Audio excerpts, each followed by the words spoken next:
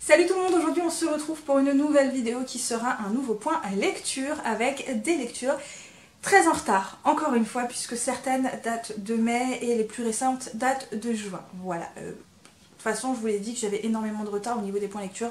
Ça va s'améliorer dans les semaines à venir, voire dans les mois à venir. Je vais avoir de moins en moins de retard, tout simplement parce que actuellement, donc on est au mois de juillet et je ne lis pas, ou pratiquement pas. J'ai dû terminer un livre au mois de juillet. Tout simplement parce que c'est les vacances, hein. Donc forcément au travail on est en sous-effectif et on a une charge de travail absolument hallucinante. C'est extrêmement rare que ça arrive pendant cette période, mais là, alors là ça explose au niveau travail, ce qui fait que je fais des journées à rallonge, je fais également des heures sup, c'est-à-dire que depuis fin juin, je travaille également le vendredi après-midi, alors que normalement je ne travaille pas le vendredi après-midi. Je fais mes 35 heures du lundi matin au vendredi à 1h et après c'est terminé. Sauf que là c'est pas le cas. Vu la charge de travail, je peux pas me permettre de partir le vendredi matin, enfin le vendredi midi à 1h et de terminer ma journée. C'est juste pas possible parce que en fait je me noie sous la charge de travail, je croule sous la montagne de travail qu'on a, c'est juste hallucinant. Je crois qu'on n'a jamais eu autant de travail durant cette période. Enfin bref, j'ai des journées extrêmement épuisantes, extrêmement intenses. On a à peine le temps de se poser, ce qui fait qu'on souffle pas, ce qui fait qu'on est toujours sur le travail, ce qui fait qu'à la fin de la journée, je suis tellement épuisée que dans le train je m'endors aussi sec et j'ai presque déjà une fois ou deux failli ne pas me réveiller à ma station. C'est pour vous dire, voilà, clairement. Le soir je rentre, je m'occupe de ce que j'ai à m'occuper, donc des bêtes, de la bouffe, voilà, je m'occupe de ce que j'ai à faire. Et ensuite je m'écroule, voilà, je n'y arrive pas. Devant la télé je m'endors, devant les livres je m'endors, donc je ne lis presque pas actuellement, ce qui va me permettre de rattraper un peu mon retard au niveau des points lecture. Après je suis en vacances, donc ça devrait aller mieux. Donc voilà, le retard va se rattraper petit à petit. Enfin, espérons. Bref, c'est pas grave, on est là pour parler de mes dernières lectures, donc on y va, on commence. Je commence donc par un format électronique et il s'agit du deuxième tome de 415 Inc, donc le sauveteur de Riceford. Ici on va suivre un nouveau frère de cette fratrie qu'on suit, il s'agit ici de Mace, qui est pas tatoueur mais il est sapeur-pompier. Son meilleur ami d'ailleurs sort avec un de ses frères, donc qu'on rencontrait dans le premier tome. Mace, il a mis une espèce de barrière autour de son cœur, donc il aime énormément sa famille, mais c'est un jeune homme qui ne s'autorise pas à avoir de relations, sauf qu'il va avoir un énorme coup de cœur pour Rob, qui est apprenti tatoueur, donc dans le salon de ses frères. Nouveau problème, c'est que normalement les frères s'étaient imposés de ne pas sortir du tout avec des employés du salon de tatouage. Voilà, ça rajoute un peu à la complication de cette relation qui va se mettre en place, puisque Mace a un coup de cœur pour Rob, mais c'est totalement réciproque. Rob flash totalement sur Mace. Nouveau point noir, le passé de Mace va le rattraper, ce qui va évidemment mettre des bâtons dans les roues à cette relation. Je vous en dis vraiment pas plus pour ce résumé, puisque ça vaut pas la peine, c'est de la romance, donc de toute façon ça tourne un peu toujours autour de la même chose, hein, évidemment. Alors ici, j'ai un peu moins aimé que le premier tome parce que la relation n'a pas évolué de la même façon que dans le premier tome. C'est une bonne chose, hein, ça, voilà, comme ça tourne pas en rond dans cette saga. Malheureusement, du coup, moi j'ai un peu moins adhéré à la relation, j'ai un peu moins adhéré à l'évolution de la relation des personnages. Le personnage de Mace est un personnage qui, encore une fois, a beaucoup souffert. Donc moi, vous savez, je suis absolument fan de la souffritude. Je suis très sadique, donc j'aime quand les personnages souffrent avant de trouver le bonheur. S'ils souffrent bien, c'est encore mieux. Voilà, bref. Ici donc, Mace, il a un passé extrêmement douloureux, hein, puisque là, l'un des points centraux de cette saga, c'est que tous les personnages principaux, donc la fratrie, ont eu des enfants. C'est extrêmement difficile. Ce sont des jeunes hommes aujourd'hui qui eux ont grandi dans le système social américain et qui en plus malheureusement n'y ont pas trouvé leur compte puisqu'ils ont beaucoup souffert. Leurs parents ce sont des pourris, ils ont passé leur vie à voyager de famille d'accueil en foyer. Ce sont des enfants qui, dans ce système social, étaient considérés comme perdus d'avance. Bref, ils ont eu tous une enfance extrêmement compliquée. Mace n'échappe pas à la règle. Malheureusement, son passé le rattrape, voilà, et ça va pas très bien se passer. À côté, on a Rob qui, lui, essaie d'aller au rythme de Mace, tout en cachant à ses employeurs, donc aux frères de Mace, qu'ils sont ensemble, parce que normalement, ils n'ont pas le droit d'être ensemble. Et lui également doit faire face à une famille qui, pour la moitié d'entre eux, ne l'accepte pas tel qu'il est. Déjà, il a quitté ses études pour devenir avocat, pour devenir apprenti tatoueur. C'est un jeune homme métis et en plus, il est gay. Donc c'est le combo gagnant pour ne pas franchement être accepté par les siens et il doit faire avec. Ce que j'ai trouvé dommage du coup, c'est qu'on voit un peu moins ce côté-là chez Rob. On voit pas vraiment sa famille, on rencontre sa mère. Mais mis à part ça, on voit pas trop sa famille. Et du coup, je trouvais que c'était un peu déséquilibré. On voit plus de Mace qu'on voit de Rob. J'ai trouvé que c'était un peu déséquilibré là-dessus. La relation reste agréable, elle reste jolie. On a quand même une bonne évolution de la relation des personnages, même si j'ai un peu moins adhéré. Maintenant, le gros X sur ce tome, mais alors le gros hic, le gros point noir, la grosse tache sur le tableau, c'est les coquilles et les fautes. Je ne l'ai pas vu dans le premier tome, ou pas autant, j'en ai vu, mais pas autant. Mais là, ça m'a sauté aux yeux. Il y a un nombre de fautes et de coquilles absolument hallucinant et ça me gâche complètement la lecture. C'est dommage, vraiment ça a été vraiment très dommage. Donc si les traducteurs et les correcteurs passent par là, je sais pas, nous on achète des livres qui valent 6 € en format électronique, mais si en plus vous faites pas bien votre travail, faut arrêter de nous prendre pour des pigeons quoi, vraiment faut arrêter de nous prendre pour des pigeons, hein, clairement. Moi ça m'a foutu un peu en rogne parce que je me dis on attend quelque chose qui soit quand même bien fait et quand on voit le nombre de fautes et de coquilles, voilà quoi, bref. Je continue du coup par ce coup de cœur. Il s'agit du premier tome de Dette de sang, donc un paquet d'os et d'or de Halle Turner, publié chez MXM Bookmark. Alors j'ai lu ce premier tome parce que j'ai précommandé le deuxième tome pour la Japan Expo, donc j'espère ne pas trop tarder à le recevoir parce que j'ai juste surkiffé ce tome. Voilà, j'ai adoré ce premier tome. Alors ici on est dans un univers d'urban fantasy, j'adore l'urban fantasy, vous le savez, c'est vraiment un univers, une ambiance que j'apprécie vraiment beaucoup. Ici on va suivre Patrick. Patrick est un sorcier qui fait partie de l'agence, c'est un agent spécial de l'agence des opérations surnaturelles. C'est-à-dire qu'on fait appel à lui, donc les flics font appel à lui quand il y a des crimes surnaturels qui ont lieu et que malheureusement les flics qui ne sont pas des sorciers ou quoi que ce soit ont besoin d'aide, on fait appel à cette agence. Donc on va envoyer Patrick là-bas et Patrick va devoir trouver qui pratique des meurtres rituels sur plein de personnes et il va également être embauché par les dieux pour retrouver un dieu qui aurait disparu.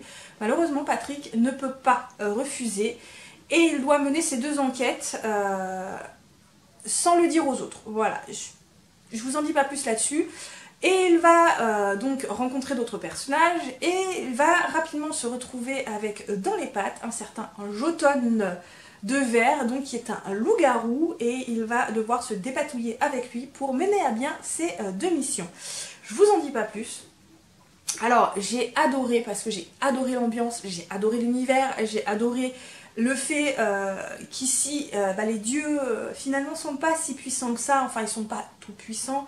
J'ai adoré le personnage de Patrick parce que Patrick est un sorcier, mais attention, il n'est pas puissant, il a subi quelque chose des années plus tôt qui font qu'ils l'ont beaucoup diminué physiquement. Et j'ai également beaucoup aimé le personnage de Jotun, même si ça se passe pas vraiment de son point de vue, mais plus du point de vue de Patrick. J'ai adoré la relation des deux personnages qui peut paraître aller très vite, mais qui pourtant pour moi est extrêmement crédible.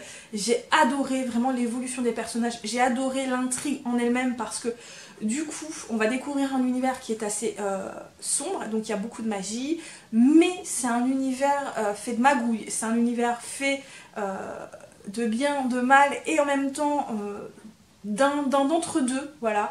Et Patrick doit se dépatouiller là-dedans et en plus de ça, il y a vraiment de l'action, il y a des rebondissements, il y a vraiment une vraie enquête et ça j'ai adoré, voilà, j'ai adoré ce roman, je l'ai dévoré, il n'est pas petit, il fait pratiquement 400 pages, mais je l'ai dévoré parce que j'ai adoré l'univers, j'ai adoré les personnages, j'ai adoré l'ambiance, j'ai adoré l'intrigue, j'ai adoré l'évolution de l'intrigue, j'ai adoré ce premier pas dans cet univers qui est finalement assez classique dans l'urban fantasy mais qui a sa touche d'originalité et c'est du tout bon pour moi. Je continue du coup par le premier tome d'Ombre et Mystère, donc Envoûtée de Jennifer L. Armentrout, publié aux éditions J'ai lu. C'est un roman que j'ai bien aimé, on retrouve rapidement la patte de Jennifer L. Armentrout dans ce premier tome. Ici on va donc suivre Julia. Julia vient d'accepter un poste d'infirmière d'une famille très puissante, donc la famille de Vincent, qui ont besoin que quelqu'un s'occupe à domicile de la sœur catatonique. Julia, la veille de son départ, va rencontrer un homme qui va la draguer, ça va être un peu un coup d'un soir, je ne vous en dis pas plus. Et le lendemain, quand elle arrive finalement pour prendre son poste dans cette maison de la famille de Vincent, elle va réaliser que l'homme qui l'a draguée hier fait partie de cette famille et qu'il est son employeur également. Je vous en dis pas plus. C'est un roman que j'ai bien aimé, l'auteur a réussi à y mettre une ambiance vraiment pleine de mystère, avec vraiment quelque chose où on a l'impression d'être en Louisiane, vraiment puisque ça se passe en Louisiane. Et il y a vraiment une ambiance très particulière dans ce roman que j'ai beaucoup apprécié. On s'imagine qu'il y a des fantômes, il y a plein de petites choses, vraiment, des petites touches qu'il faut que vraiment j'ai adoré l'univers et l'ambiance de ce premier tome. J'ai beaucoup aimé le personnage de Julia, j'ai beaucoup aimé le personnage de Lucien, même si parfois j'avais juste envie de le barfer, voilà, clairement. J'ai bien aimé la relation des deux personnages, qui est assez compliquée au départ, puisque clairement Julia ne veut pas avoir une relation avec son boss, hein. Elle veut garder ses distances, puisque elle ne veut pas mélanger le travail et le plaisir. Et puis Julia a subi quelque chose quelques années plus tôt, qui font qu'elle a du mal à faire confiance. Lucien, lui, clairement, il veut plus qu'une nuit avec elle, hein, voilà, il la trouve très à son goût et clairement il veut plus, sauf que c'est un coureur de jupons également, donc Julia, elle y croit pas trop non plus, hein, on peut la comprendre. Donc la relation des deux personnages est très compliquée au départ, mais j'ai plutôt bien aimé l'ambiance, j'ai beaucoup aimé la plume de Jennifer L. Armentrout, encore une fois. Le hic dans ce roman pour moi, même si c'est une lecture agréable, la fin se résout trop vite. Voilà. La relation des deux personnages, elle est très compliquée pratiquement tout le long du roman. Et paf, à la fin, tout se résout comme ça, en quelques pages. Et le mystère, l'intrigue qu'il y a dans ce premier tome, puisque évidemment il y a une intrigue et une intrigue de fond. Donc l'intrigue de fond va se développer vraiment sur les deux autres tomes, donc je vous en parle pas plus là-dessus. Mais l'intrigue de ce premier tome, malheureusement pour moi, elle se résout à la fin en quelques pages. Et ça va trop vite. Voilà, tout le long du roman, on se pose des questions. Qu'est-ce qui se passe? Qu'est-ce qu'il y a? Il y a plein de mystères et tout ça. Et tout se résout vraiment trop rapidement sur les dernières pages. J'ai trouvé ça assez dommage parce que du coup j'ai trouvé que c'était hyper abrupt comme fin et j'ai trouvé ça dommage. Sinon ça reste une bonne lecture, j'ai beaucoup aimé les personnages, j'ai beaucoup aimé l'univers comme je vous l'ai dit, l'ambiance surtout, j'ai vraiment beaucoup aimé l'ambiance. Et puis c'est la plume de Jennifer L. Armentrout, donc on passe toujours un bon moment. Je continue par le premier tome d'une saga que j'ai beaucoup aimé et qui pourtant je me suis arrêtée au tome 6 et je ne sais pas pourquoi. Du coup, comme ça fait très longtemps que je veux me procurer les formats papier, j'ai profité de l'opération à 3,99 € pour me procurer le premier tome. Il s'agit donc de Psy Changeling, donc Esclave de Sens de Nalini Singh, publié chez Milady. Ici on est dans un univers, je dirais presque une uchronie, mais pas tout à fait. Voilà, ici on est dans un univers qui a, comme le nôtre, mais qui a évolué différemment, puisqu'on est dans un monde où il y a, on va dire, 3 très grandes catégories d'humains. Il y a les psys, donc qui sont des humains qui ont des pouvoirs psychiques, plus ou moins puissants, hein, clairement, ils n'ont pas tous les mêmes capacités, ils n'ont pas tous la même puissance. Les humains normaux, donc comme vous et moi, et les métamorphes, donc les gens qui peuvent se transformer en loup, en fauve, en ours, en renard, en hyène, en cerf, voilà. il y a ces trois grandes catégories là.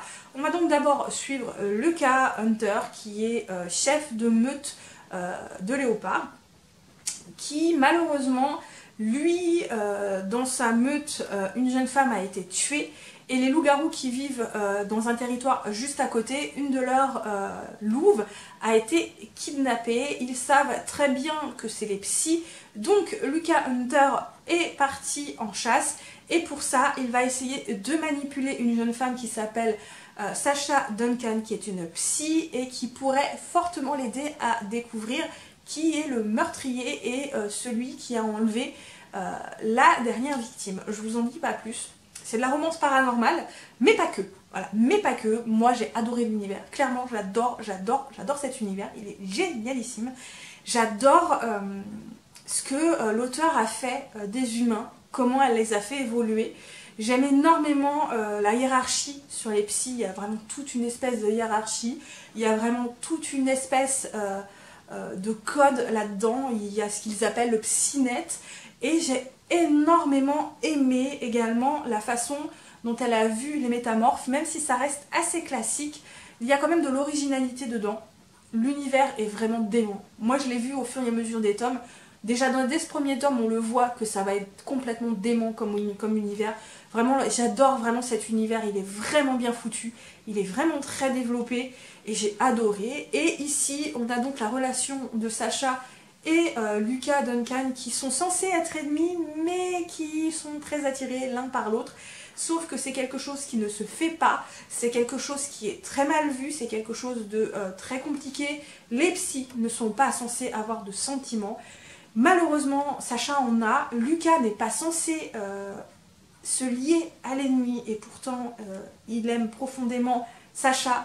Voilà, on a une relation qui est très compliquée au départ à se mettre en place parce qu'ils sont vraiment pas faits pour normalement être ensemble, sans compter qu'il y a toujours ce meurtrier qui court et qui fait du mal aux métamorphes et il faut absolument qu'ils découvrent qui est ce meurtrier. Voilà, bref, c'est un roman absolument génial. Moi personnellement, je sais que c'est de la romance, mais moi, même si j'aime la romance, j'aime énormément l'univers. Voilà, j'adore l'univers, j'adore comment c'est développé, j'adore l'évolution de l'intrigue, je trouve qu'elle est très bien foutue. Bref, c'est un très bon roman. Et voilà, j'en ai terminé pour ce point lecture que j'ai eu du mal à tourner, clairement, je ne vais pas vous mentir. Bref, j'espère que cette vidéo vous a plu. N'hésitez pas à me dire ce que vous en avez pensé, si vous avez déjà lu certains des romans, si vous les avez aimés ou non, pourquoi vous ne les avez pas aimés ou pourquoi vous les avez aimés. N'hésitez pas également, si l'envie vous en vient, à me suivre sur d'autres réseaux sociaux, notamment Instagram, même si là actuellement j'y suis pas trop. Et en attendant, comme d'habitude, moi, je vous souhaite de très bonnes lectures et à très bientôt pour une nouvelle vidéo. Bye bye.